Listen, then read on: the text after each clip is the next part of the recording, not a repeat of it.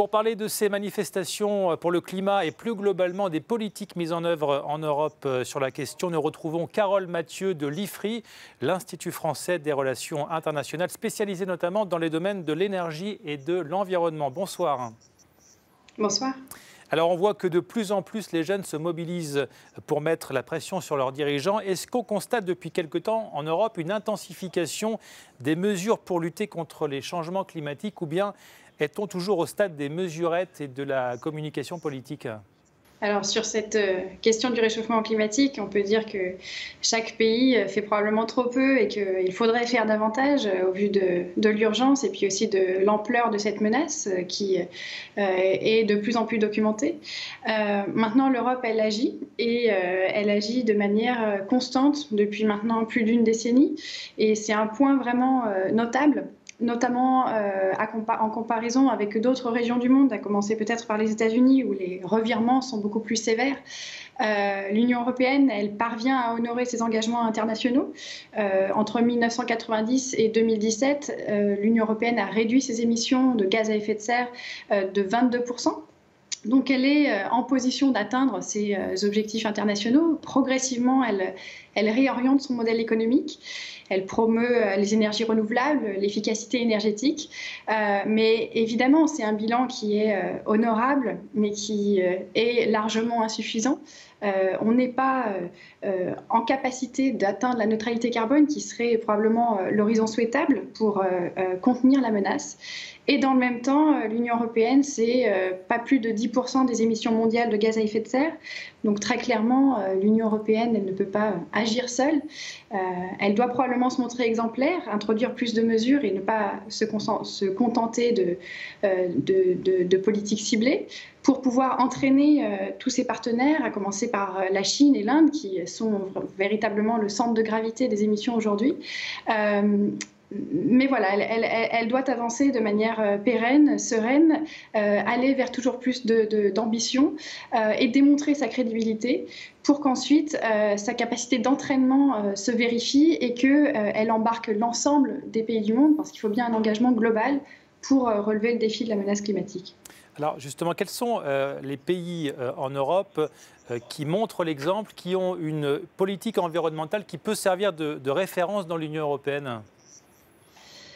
Alors évidemment, tous les pays de l'Union européenne vont dans le même sens, répondent aux politiques mises en place à Bruxelles et font des efforts.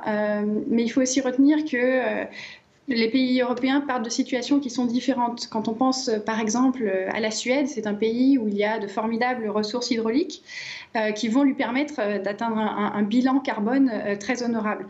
En France, il y a eu ce choix du nucléaire qui fait que l'électricité est décarbonée à plus de 90%. Donc évidemment, ça va être une situation sur le plan climatique qui est plus avantageuse que d'autres pays européens où historiquement, par exemple, le charbon occupe une place plus importante dans le mix énergétique.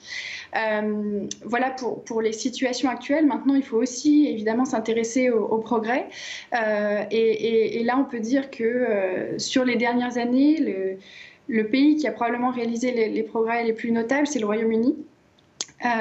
Au Royaume-Uni, il y a 7 ans, le charbon représentait encore 40% de la production d'électricité. Aujourd'hui, on est à près de 5%. Tout ça par des mesures de tarification du carbone, donc de taxation des émissions de gaz à effet de serre. Donc voilà un exemple très positif. À l'inverse, on sait aujourd'hui que l'Allemagne est dans une situation plus délicate. Elle va manquer probablement cette cible pour 2020 parce qu'elle est fermement engagée pour le développement des énergies renouvelables, mais dans le même temps, elle doit relever un second défi qui est celui de la sortie du charbon.